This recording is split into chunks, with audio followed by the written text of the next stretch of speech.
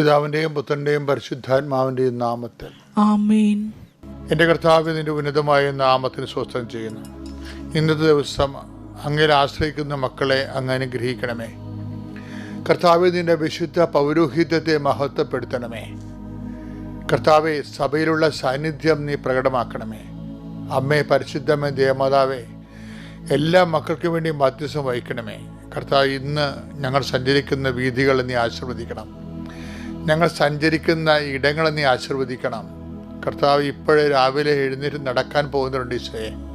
കർത്താവ്, അങ്ങനെ ഓരോരോ ഘട്ടങ്ങൾ, ജീവിതത്തിൻ്റെ വ്യത്യസ്തങ്ങളായ ഘട്ടങ്ങളിലെ കർത്താവിൻ്റെ വചനം കേൾക്കുന്നവരെ, ഈ പ്രാർത്ഥന പങ്കെടുക്കുന്നവരെ കർത്താവ് അനുഗ്രഹിക്കട്ടെ. കുടുംബത്തിന് വേണ്ടി കണ്ണീരിലാകുന്ന എല്ലാവരെയും നീ ഈ നിമിഷം ആശീർവദിക്കുന്നു.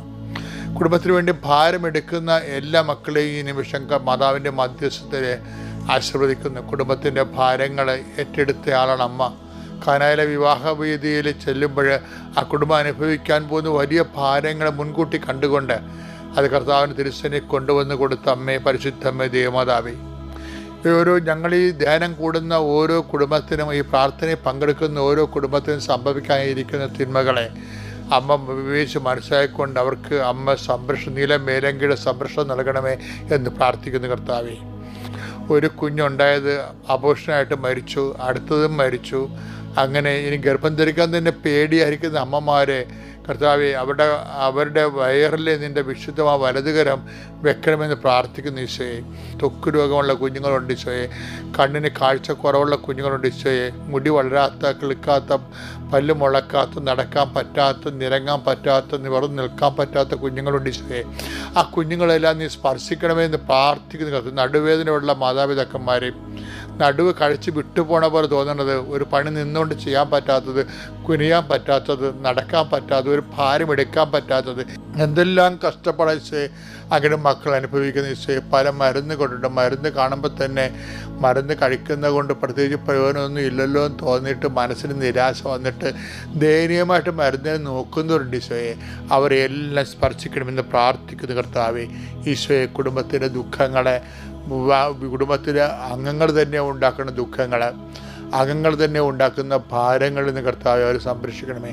എൻ്റെ കർത്താവിൻ്റെ ഉന്നതമായ നാമത്തിനും സഭയുടെ അധികാരത്തിൽ, കുരിശിൻ്റെ അടയാളത്തിൽ, ദൈവത്തിൻ്റെ ശക്തിയാൽ ജോലിയില്ലാത്ത മക്കളെ ആശ്രയിച്ച് പ്രാർത്ഥിക്കുന്ന, ജോലി അന്വേഷിച്ചു പോകുന്നവരെ സമർപ്പിച്ച് പ്രാർത്ഥിക്കുന്ന, പണം അന്വേഷിച്ചു പോകുന്നവരെ സംബന്ധിച്ച് പ്രാർത്ഥിക്കുന്നു, വായ്പ അന്വേഷിച്ചു പോകുന്നവരെ സംബന്ധിച്ച് പ്രാർത്ഥിക്കുന്നു, മറ്റ് സ്ഥാപനങ്ങളെ അവലംബമാക്കിക്കൊണ്ട് അവിടെ രേഖകൾ ലഭിക്കാൻ വേണ്ടി പോകുന്നവരെ സമർപ്പിച്ച് പ്രാർത്ഥിക്കുന്നു.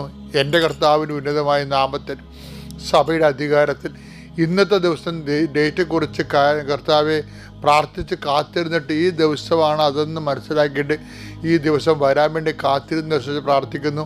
ഈ ദിവസം വന്നതിൻ്റെ പേരിൽ പേടിക്കുന്ന ദിവസം പ്രാർത്ഥിക്കുന്നു. ഇങ്ങനെ വ്യത്യസ്തങ്ങളായ സമയങ്ങളെ ഓർത്തുകൊണ്ട് സങ്കടപ്പെടുന്നവരും സന്തോഷിക്കുന്നവരും പ്രത്യാശയുള്ളവരും പ്രയാസമുള്ളവരെയും സമർപ്പിച്ച് പ്രാർത്ഥിക്കുന്നു. എൻ്റെ കർത്താവിൻ്റെ ഉന്നതമായ നാമത്തിൽ സഭയുടെ അധികാരത്തെ കുരിശിൻ്റെ അടയാളത്തിൽ നിൻ്റെ വ്യവലാദികളെയും വ്യാപത്തുകളെയും യേശുക്രിസ്തു നാമത്തിൽ ഞാൻ ബന്ധിക്കുന്നു. സർവശക്തനായ പിതാവും ആകാശത്തിൻ്റെയും ഭൂമിയുടെയും സൃഷ്ടാവുമായ ദൈവത്തിൽ ഞാൻ വിശ്വസിക്കുന്നു. അവിടുത്തെ ഏകപുത്രനും ഞങ്ങളുടെ കർത്താവുമായ ഈശോമിശിഹായിലും ഞാൻ വിശ്വസിക്കുന്നു. ഈ പുത്രൻ പരിശുദ്ധാത്മാവിനാൽ ഗർഭസ്ഥനായി കന്യകാമറിയത്തിൽ നിന്ന് പിറന്ന് പൊന്തിയോസ് പീലാത്തോസിന്റെ കാലത്ത് പീഡകൾ സഹിച്ച് കുരിശിൽ തറയ്ക്കപ്പെട്ട് മരിച്ച് അടക്കപ്പെട്ട് പാതാളങ്ങളിൽ ഇറങ്ങി മരിച്ചവരുടെ ഇടയിൽ നിന്ന് മൂന്നാം നാൾ ഉയർത്ത് സ്വർഗത്തിലേക്ക് എഴുന്നള്ളി സർവശക്തിയുള്ള പിതാവായ ദൈവത്തിൻ്റെ വലതുഭാഗത്തിരിക്കുന്നു. അവിടെ നിന്ന് ജീവിക്കുന്നവരെയും മരിച്ചവരെയും വിധിക്കുവാൻ വരുമെന്നും ഞാൻ വിശ്വസിക്കുന്നു. പരിശുദ്ധാത്മാവിലും ഞാൻ വിശ്വസിക്കുന്നു. വിശുദ്ധ കത്തോലിക്കാ സഭയിലും പുണ്യവാന്മാരുടെ ഐക്യത്തിലും പാപങ്ങളുടെ മോചനത്തിലും ശരീരത്തിൻ്റെ ഉയർപ്പിലും നിത്യമായ ജീവിതത്തിലും ഞാൻ വിശ്വസിക്കുന്നു. ആമേൻ. സ്വർഗ്ഗസ്ഥനായ ഞങ്ങളുടെ പിതാവേ, അങ്ങയുടെ നാമം പൂജിതമാകണമേ. അങ്ങയുടെ രാജ്യം വരണമേ. അങ്ങയുടെ തിരുമനസ് സ്വർഗത്തിലെ പോലെ ഭൂമിയിലുമാകണമേ. അന്നു വേണ്ടുന്ന ആഹാരം ഇന്ന് ഞങ്ങൾക്ക് തരണമേ. ഞങ്ങളോട് തെറ്റ് ചെയ്യുന്നവരോട് ഞങ്ങൾ ക്ഷമിക്കുന്നത് പോലെ ഞങ്ങളുടെ തെറ്റുകൾ ഞങ്ങളോടും ക്ഷമിക്കണമേ. ഞങ്ങളെ പ്രലോഭനത്തിൽ ഉൾപ്പെടുത്തരുതേ, തിന്മയിൽ ഞങ്ങൾ രക്ഷിക്കണമേ. ആമേൻ. നന്മ നിറഞ്ഞ മറിയമേ, സ്വസ്തി. കർത്താവ് അങ്ങയുടെ കൂടെ സ്ത്രീകളിൽ അങ്ങ് അനുഗ്രഹിക്കപ്പെട്ടവളാകുന്നു. അങ്ങയുടെ ഉദരത്തിൻ ഫലമായി ഈശോ അനുഗ്രഹിക്കപ്പെട്ടവനാകുന്നു. പരിശുദ്ധ മറിയമേ, തമ്പുരാന്റെ അമ്മേ, പാപികളായ ഞങ്ങൾക്ക് വേണ്ടി ഇപ്പോഴും ഞങ്ങളുടെ മരണസമയത്തും തമ്പുരാനോട് അപേക്ഷിക്കണമേ. ആമേൻ. എൻ്റെ പ്രിയപ്പെട്ടവരെ, ഇന്നത്തെ വചനം നമുക്കറിയാവുന്ന വചനമാണ്, പക്ഷെ അറിയാവുന്ന വ്യാഖ്യാനമല്ല. അത് നടപടി പുസ്തകത്തിന്റെ 2:38 വായിക്കാം. പത്രോസ് പറഞ്ഞു, നിങ്ങൾ പശ്ചാത്തപിക്കുവിൻ, പാപമോചനത്തിനായി എല്ലാവരും യേശുക്രിസ്തുവിന്റെ നാമത്തിൽ സ്നാനം സ്വീകരിക്കുവിൻ. പരിശുദ്ധാത്മാവിന്റെ ദാനം നിങ്ങൾക്ക് ലഭിക്കും. പരിശുദ്ധാത്മാവിന്റെ ദാനങ്ങൾ എന്തുമാത്രം ഉണ്ടെന്ന് നിങ്ങൾക്കറിയാവോ? എന്തൊക്കെ ഉണ്ട്? അത് പരിശുദ്ധാത്മ ദാനങ്ങളെക്കുറിച്ച് പറയുന്ന ഭാഗങ്ങൾ വായിക്കണം. എന്തൊക്കെയാണെന്ന് അറിയാവോ? അത് ഐസയ 11:2 എടുത്തേ. കർത്താവിന്റെ ആത്മാവ് അവന്റെ മേൽ ആവസിക്കും, ജ്ഞാനത്തിന്റെയും വിവേകത്തിന്റെയും ആത്മാവ്, ഉപദേശത്തിന്റെയും ശക്തിയുടെയും ആത്മാവ്, അറിവിന്റെയും ദൈവഭക്തിയുടെയും ആത്മാവ്. ഇതെല്ലാം ദൈവത്തിന്റെ ദാനങ്ങളാണ്. ആത്മാവിന്റെ ദാനങ്ങൾ കുറിച്ച് പൗലോസ് അപ്പോസ്തലൻ നൽകുന്നത് നമുക്ക് വായിച്ചു കേൾക്കാം. എന്താണ്? 1 കൊരിന്ത്യർ 12:8. ഒരേ ആത്മാവ് തന്നെ ഒരാൾക്ക് വിവേകത്തിന്റെ വചനവും മറ്റൊരാൾക്ക് ജ്ഞാനത്തിന്റെ വചനവും നൽകുന്നു. അപ്പൊ വിവേകം, ജ്ഞാനം, വിശ്വാസം, പിന്നെന്താണ്? ദൈവശക്തി. ഇതെല്ലാം ആത്മാവിന്റെ ദാനങ്ങളാണ്. അതാണ് പത്രോസ് പറയണത്, നിങ്ങൾ പശ്ചാത്തപിക്കുവിൻ, പരിശുദ്ധാത്മാവിന്റെ ദാനങ്ങൾ നിങ്ങൾക്ക് ലഭിക്കുമെന്ന് പറഞ്ഞു. വിവേകം, ജ്ഞാനം, വിശ്വാസം, ദൈവഭയം മുതലായ ദാനങ്ങൾ. നമ്മുടെ ആധ്യാത്മിക ജീവിതത്തിന് ഏറ്റവും പ്രധാനപ്പെട്ടതാണ് പരിശുദ്ധാത്മാവിന്റെ ദാനങ്ങൾ. ഈ ദാനങ്ങളെ കൊണ്ടാണ് ജീവിതം നയിക്കപ്പെടേണ്ടത്. ദൈവഭയം ഉണ്ടാകണം, പിന്നെ വിശ്വാസം ഉണ്ടാകണം, പിന്നെ ശക്തി എന്ന് പറഞ്ഞാൽ നമ്മൾ തളർന്നു പോകാത്ത അവസ്ഥ. എന്തെങ്കിലും വന്നു കഴിഞ്ഞാൽ നമ്മൾ തളർന്നു പോകത്തില്ല, നമുക്കൊരു ബലം കിട്ടും, ആന്തരികമായ ബലം കിട്ടും. ഇങ്ങനെ ഉണ്ടെങ്കിലാണ് ദൈവാത്മാവാൽ നമ്മൾ നയിക്കപ്പെടുന്നു എന്ന് പറയണത്. അങ്ങനെ ഉണ്ടെങ്കിലാണ് റോമർ 8:14 ഇല്ല, ദൈവാത്മാവിനാൽ നയിക്കപ്പെടുന്നവർ ദൈവത്തിൻ്റെ മക്കളാണ്. അപ്പം അങ്ങനെ ഉണ്ടെങ്കിലാണ്, ഈ ദാനങ്ങൾ ഉണ്ടെങ്കിൽ മാത്രമേ നമുക്ക് ആത്മാവിനാൽ നയിക്കപ്പെടുന്നു എന്നോ ദൈവത്തിൻ്റെ മക്കളാണെന്നോ പറയാൻ പറ്റത്തുള്ളൂ. അപ്പോൾ ബൈബിൾ വളരെ സൂക്ഷ്മതയോടെ ഈ വിഷയങ്ങൾ കൈകാര്യം ചെയ്യണത്. നമുക്കതിനെക്കുറിച്ച് വലിയ പഠനങ്ങൾ കുറവാണെന്ന് മാത്രമേ ഉള്ളൂ. നമ്മളൊക്കെ ഒരുതരം നമസ്കാര ജീവികളല്ലേ, കുറച്ച് നമസ്കാരം പഠിച്ച് അങ്ങനെ ക്രിസ്തീയത ആചരിച്ച് പോണ ആൾക്കാർ. പക്ഷേ നിങ്ങൾ ഓർക്കണം, ഇങ്ങനെ പണ്ടത്തെ വിദ്യാഭ്യാസം അല്ലല്ലോ ഇന്ന് നമുക്ക് ലഭിക്കണത്. പണ്ട് ചില ആൾക്കാർ പറഞ്ഞില്ലേ, എന്നാത്തിനാ 5ാം ക്ലാസ് പഠിച്ചാൽ മതി, വണക്കമാസം പുസ്തകം വായിച്ചാൽ മതി, കൊന്ത എലിയാ മതി എന്ന് പറയില്ലേ. ആ കാലം കഴിഞ്ഞു പോയില്ലേ? അതുപോലെ തന്നെയാണ് ആധ്യാത്മിക മേഖലകളിലും ആ നമസ്കാരത്തിൻ്റെനേക്കാൾ വചനത്തിൻ്റെ ആധ്യാത്മിക അറിവുകൾ നമ്മൾ സമ്പാദിക്കാൻ നമ്മളെ നിർബന്ധിക്കുന്നുണ്ട്.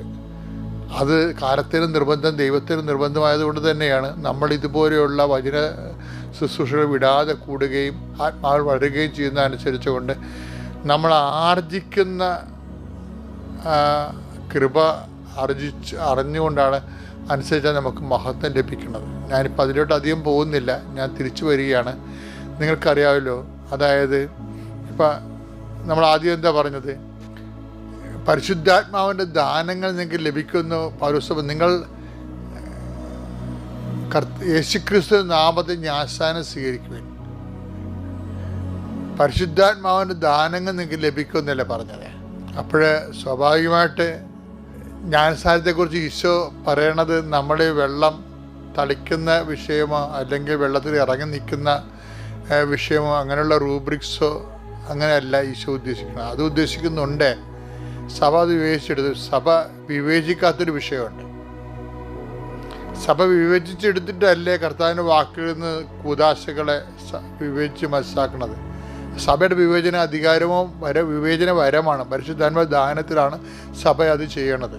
പക്ഷേ അതേസമയം തന്നെ വിവേചിക്കാത്തൊരു വിഷയമുണ്ട്. എന്താണ്? ഇതുവരെ കർത്താവ് പറഞ്ഞത് എന്താണ്? എനിക്കൊരു ജ്ഞാനസ്ഥാനം സ്വീകരിക്കാനുണ്ടെന്നല്ലേ പറഞ്ഞത്. ലുക്ക 12:50 വായിച്ചേ. എനിക്ക് ഒരു സ്നാനം സ്വീകരിക്കാനുണ്ട്, എനിക്കൊരു സ്നാനം സ്വീകരിക്കാനുണ്ട്, അത് നിവൃത്തിയാകുവോളം ഞാൻ എത്ര ഞെരുങ്ങുന്നുവോ. അപ്പോൾ എന്ന് വെച്ച് കഴിഞ്ഞാൽ എന്ത് സ്നാനമാണ് ഈശോ ഉദ്ദേശിച്ചത്? രത്നസ്നാനമാണ്. കുരിശിലെ രത്നസ്നാനമാണ് ഈശോ ഉദ്ദേശിച്ചത്. സഹനത്തെയാണ് ഉദ്ദേശിച്ചത്. പത്തോസ് പറഞ്ഞത് എന്താണ്? പത്തോസിന് പറയണത് പത്തോസിന്റെ വെളിപാട് അപ്പം കിട്ടിയ ഫ്രഷ് ആയിട്ടുള്ള വെളിപാടാണ്. കാര്യം ഇതിനെക്കുറിച്ച് കർത്താവ് നേരത്തെ പറഞ്ഞിട്ടില്ല, പരിശുദ്ധാത്മാവ് അപ്പോൾ വെളിപ്പെടുത്തിയതാണ്. എന്താണ്? ഞങ്ങൾ എന്ത് ചെയ്യണമെന്ന് ജനങ്ങൾ ചോദിക്കുമ്പോൾ പത്തോസിന് പെട്ടെന്ന് കിട്ടുന്ന സ്പോണ്ടേനിയസ് ആയിട്ടുള്ള ലൈവായിട്ടുള്ള ഒരു റെവലേഷനാണ്. എന്താ? നിങ്ങൾ പശ്ചാത്തപിക്കണമെന്ന് കർത്താവിൻ്റെ ആത്മാവ് പറയുന്നു. പിന്നെന്ത് ചെയ്യാം? പാപമോചനത്തിനായി യേശുക്രിസ്തു നാമത്തിൽ സ്നാനം എടുക്കണം. അപ്പോൾ നമുക്ക് സ്നാനം എന്ന് പറയുന്നത് സഹനം കൂടിയാണല്ലോ, കർത്താവിൻ്റെ 12:50 അനുസരിച്ചുകൊണ്ട്. അപ്പോൾ നമുക്ക് നൽകപ്പെട്ടിരിക്കുന്നൊരു സഹനമില്ലേ?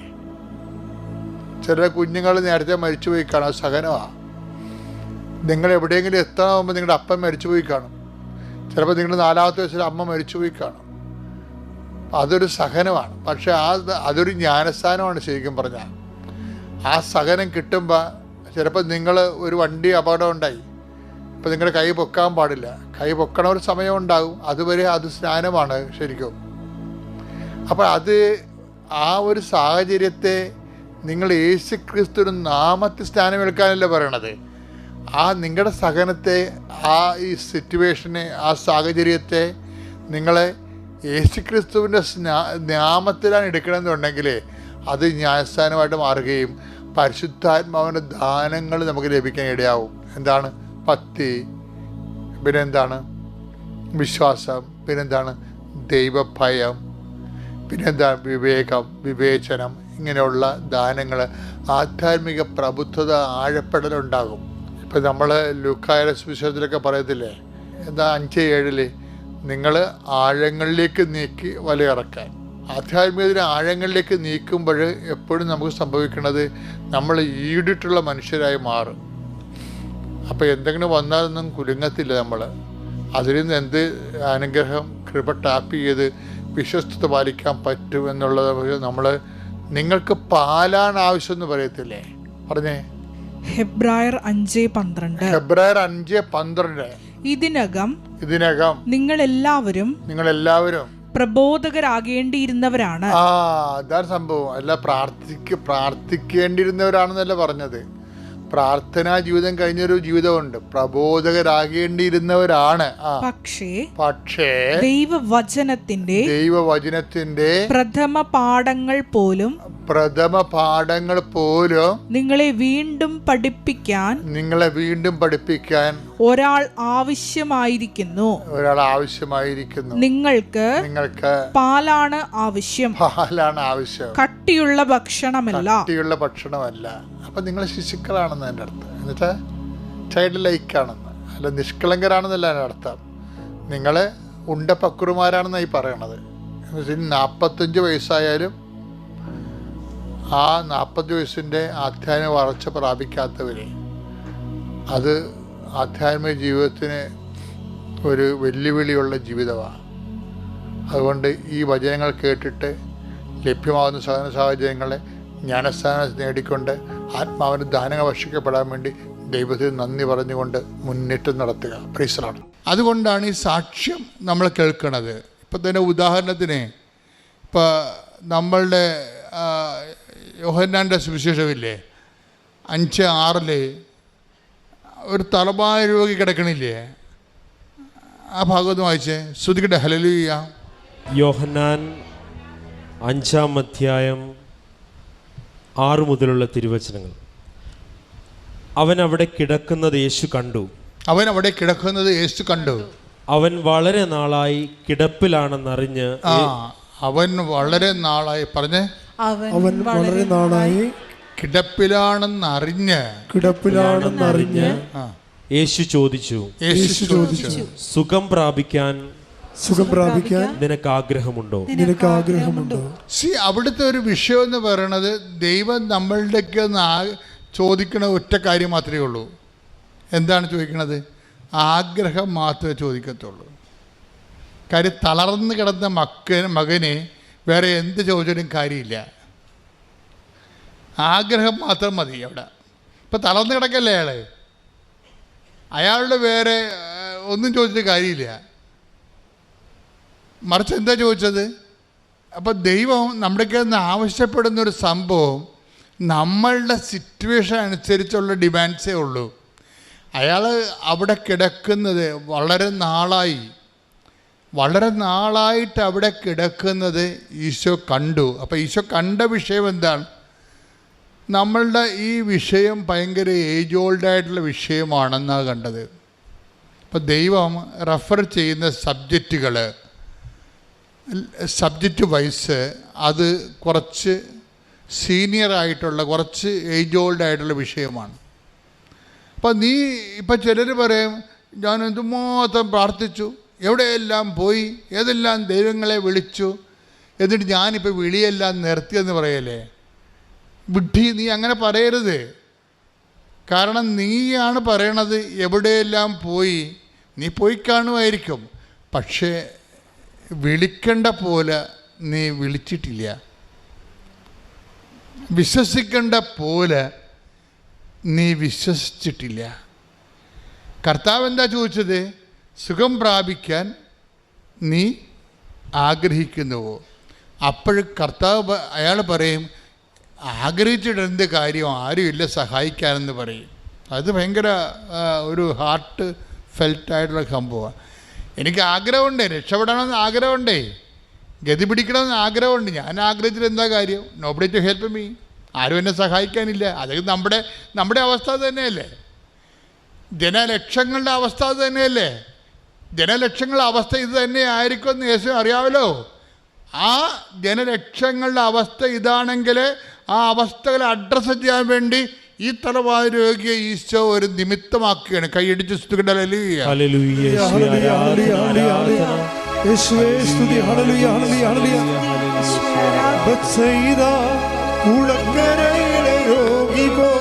ഞാൻ തളർന്നവനാകുന്നു, നിന്റെ കരുണ തേടുന്നു, വൈകല്ലേ എന്റെ മോചക. ബത്സയിദ കുളക്കരയിലെ രോഗി പോൽ ഞാൻ തളർന്നവനാകുന്നു, നിന്റെ കരുണ തേടുന്നു, വൈകല്ലേ എന്റെ മോചക. അപ്പൊ ഈശോ അവനോട് ചോദിക്കുന്ന ചോദ്യം എന്താണ്? സുഖം പ്രാപിക്കാൻ നീ ആഗ്രഹിക്കുന്നുവോ? അപ്പം ഇനി ആരും നമ്മളെ സഹായിക്കാനില്ല. നമ്മുടെ സങ്കടങ്ങൾക്ക് ദശാബ്ദങ്ങളുടെ പഴക്കമുണ്ട്. ചില ആൾക്കാർ പറയും 40 വർഷമായി ഞാൻ ഈ വഴിക്ക് വേണ്ടി അന്വേഷിക്കുകയായിരുന്നു, 13 വർഷമായി എനിക്ക് മക്കളില്ല. അപ്പോൾ 13 വർഷമായി മക്കളില്ല, 40 വർഷമായി എനിക്ക് വീട്ടിലേക്ക് പോകാൻ വഴിയില്ല, എൻ്റെ പെമ്മക്കളെ കെട്ടാൻ വേണ്ടി ആരും വരണില്ല, വഴിയില്ലാത്ത കാരണം ഞാനിനി ഒരിടത്ത് പോകാനാണ്. ഞാനതെല്ലാം മടുത്ത് നിർത്തി വീട്ടിലങ്ങനെ മരവിച്ച് ഇങ്ങനെ കെട്ടിരിക്കുകയാണ്. കപ്പയൊക്കെ പഴകി കഴിയുമ്പോൾ കപ്പ കെട്ടുപോകുകയില്ലേ, കെട്ട മനസ്സുമായിട്ട് മനുഷ്യനിരിക്കും. അപ്പം നിൻ്റെ ജീവിതം കെട്ട അവസ്ഥയാണോ, അതുപോലെ തന്നെ അതിങ്ങനെ മുനിഞ്ഞ് കത്തുകയാണോ, എണ്ണ കിട്ടാൻ വഴിയില്ലാത്ത അവസ്ഥയാണെങ്കിൽ നിൻ്റെ വഴികളിൽ കർത്താവ് വന്നിട്ട് നിന്നെ ആ നിമിഷം പോലും അങ്ങനെ ഒരു അവസ്ഥയിലാണെങ്കിൽ പോലും നിൻ്റെ ഒരു മെരിട്ടും നോക്കാതെ ഒരു ആഗ്രഹത്തിൻ്റെ പുറത്ത് നിന്നെ രക്ഷിക്കാനുള്ള മനസ്സ് ദൈവത്തിനുണ്ടെന്നാണ് മനുഷ്യാവതാരത്തിന്റെ രഹസ്യം. ശ്രദ്ധിക്കട്ടെ. പാട്ടുകളൊക്കെ കേൾക്കുമ്പോൾ നിങ്ങൾ ദൈവസ്നേഹം നിങ്ങളിൽ വളരാൻ വേണ്ടിയാണ് ഞങ്ങൾ പാടുന്നത്. അപ്പം നിങ്ങൾ ചേർന്ന് പാടണം. പാടി വരുമ്പോൾ നിങ്ങളിലും തന്നെ ദൈവസ്നേഹം രൂപപ്പെട്ട് വരും. ദൈവസ്നേഹമാണ് ആദ്യം രൂപപ്പെട്ട് വരികയാണെങ്കിൽ നമ്മൾ രക്ഷപ്പെടും. കാര്യം ഇത് ഡീസലും പെട്രോളും തമ്മിൽ വ്യത്യാസമാണ്. ദൈവസ്നേഹവും വിശ്വാസവും തമ്മിൽ. വിശ്വാസം ഡീസലാണെങ്കിൽ ദൈവസ്നേഹം പെട്രോളാണ്. പെട്ടെന്ന് കത്തും. ഡീസൽ ഇത്തിരി സമയമെടുക്കും. നിങ്ങൾക്ക് ആദ്യം ദൈവസ്നേഹമാണ് വളർന്നു വരികയാണെന്നുണ്ടെങ്കിൽ പെട്ടെന്ന് ഷൂട്ടപ്പ് ചെയ്യണം. വിശ്വാസം ഷൂട്ടപ്പ് ചെയ്തോളൂ. നമ്മൾ വിശ്വാസത്തെയാണ് നിങ്ങൾ അഡ്രസ്സ് ചെയ്യണമെന്നുണ്ടെങ്കിൽ ദൈവസ്നേഹം ആ വിശ്വാസം ആക്ടിവേറ്റ് ചെയ്ത് കഴിഞ്ഞ് മാത്രമേ ദൈവസ്നേഹം വരത്തുള്ളൂ. It will take time. അപ്പോൾ അതെന്താ ചെയ്യേണ്ടത്? അപ്പോൾ നമ്മൾ ദൈവസ്നേഹത്തെ ഫോക്കസ് ചെയ്യണം. പ്രാർത്ഥിക്കുക. കർത്താവായ ദൈവമേ, നിന്റെ പീഡാനുഭവത്തെ പ്രതി, കുരിശു മരണത്തെ പ്രതി ഞാൻ നിന്റെ നാമത്തെ വിശ്വസിച്ചുകൊണ്ട് പ്രാർത്ഥിക്കുന്നു. എന്നിൽ ദൈവസ്നേഹമെന്ന പുണ്യത്തെ അഭിഷേകം ചെയ്യണമേ. ശ്രുതികടെ ദൈവസ്നേഹം കൊണ്ട് ഞങ്ങളെ നിറയ്ക്കണമേ എന്ന് ഞങ്ങൾ പ്രാർത്ഥിക്കുന്നു. Hallelujah, hallelujah. യേശുവേ, ആരാധന. ഈശോയുടെ പ്രസന്റേഷൻ ഭയങ്കര അഭിഷേകം നിറഞ്ഞ കാര്യത്തിൽ ഈ മനുഷ്യൻ 38 വർഷമായി തറവായ രോഗിയായിട്ട് കിടപ്പിലാണ്. ചില ബൈസ്റ്റാൻഡറായിട്ട് അദ്ദേഹത്തിൻ്റെ ഭാര്യ പണ്ട് ഉണ്ടായി കാണും. അവിടെ ഭാര്യയാണെന്ന് പറഞ്ഞാൽ ഇപ്പം നമുക്കറിയാമല്ലോ. ഞാൻ എൻ്റെ മനസ്സിനെ പലപ്പോഴും പഠിപ്പിച്ചിരിക്കുന്നത് എനിക്ക് ആരുമില്ല എന്ന് തന്നെയാണ്. ആധ്യാത്മികതയുടെ ആദ്യ പാഠം അതാണ്, എനിക്ക് ആരുമില്ല എന്നുള്ളത്. ആധ്യാത്മികയുടെ ശത്രു എന്ന് പറയണത് എനിക്ക് എല്ലാവരും ഉണ്ടെന്നുള്ളതാണ്. ദൈവം കേൾക്കാൻ ആഗ്രഹിക്കുന്ന 0- സ്റ്റാറ്റസ് എന്ന് പറയണത്, വെള്ളമിളകുമ്പോൾ എന്നെ വെള്ളത്തിലേക്ക് ഇറക്കാൻ എനിക്ക് ആരുമില്ല. ഇത് അംഗീകരിക്കാൻ നമ്മൾ തയ്യാറാകണം. മനുഷ്യന്മാരുടെ ഒരു കുഴപ്പം ഇത് അംഗീകരിച്ച് കൊടുക്കത്തില്ല. അതാണ് പ്രശ്നം. ഇത് ദൈവത്തിരുസന്നിധിയിൽ അംഗീകരിക്കാൻ he's not ready, she's not ready. ഇത് കാര്യം അവരെ തിരിച്ചറിഞ്ഞിട്ടില്ല. Christian spirituality is an awareness that we are zero. എല്ലാവരും ഉണ്ട്, water everywhere but no water to drink. എല്ലാവരും ഉണ്ട്, പക്ഷെ സമയത്ത് ഉപകരിക്കാൻ പറ്റിയ ആരുമില്ല. അത് ജീവിത പങ്കാളി പോലും അതിനെ ഒരു പകരമാണെന്ന് കരുതരുത്. നിങ്ങളെ ഭാര്യയും ഭർത്താവിനും ദേവനാണ് ദേവിയാണെന്നൊക്കെ പറയുമ്പോഴേ എനിക്ക് നിങ്ങളെ പട്ടിക്കാടെ കൊണ്ട് എറിയാൻ തോന്നും. എന്താ കാര്യം? ഈ ദേവനിൽ നിന്ന് ദേവിൽ നിന്ന് നിങ്ങൾ ഇന്നലെ നാളെ പണിമെടുക്കുമെന്ന് എനിക്കറിയാം. കാര്യം ഇത് മനുഷ്യരാണ്. ആവശ്യമില്ലാത്ത ഒന്നും നിങ്ങൾ പ്രതീക്ഷിക്കരുത്. ആവശ്യമില്ലാത്ത എന്തൊക്കെ പ്രതീക്ഷിച്ചിട്ടാണ് മനുഷ്യരെ നിങ്ങൾ ചുമന്നുകൊണ്ട് നടക്കുന്നത്. ചിലപ്പോൾ മക്കളെ ചുമന്ന ആൾക്കാർ പെടൽ കണ്ടിച്ച് വീഴും. ഭർത്താവിനെ ചുമന്നവരും ഭാര്യയെ ചുമന്നവരും ഒക്കെ കുറച്ച് കഴിയുമ്പോൾ പെടൽ കഴക്കും, താഴെ വെക്കേണ്ടി വരും. നിങ്ങൾ മനുഷ്യന്മാരിൽ ആശ്രയിക്കരുതെന്ന് ഈശോ പറഞ്ഞിട്ടുണ്ട്. പ്രഭുക്കന്മാരിൽ ആശ്രയിക്കരുത്. രക്ഷ നൽകാൻ കഴിയാത്ത മനുഷ്യരിൽ അഭയം പ്രാപിക്കരുത്. ശ്രുതികട hallelujah, hallelujah, hallelujah, hallelujah, hallelujah. യേശുവേ നന്ദി, ഹല്ലേലൂയ, ഹല്ലേലൂയ, ഹല്ലേലൂയ.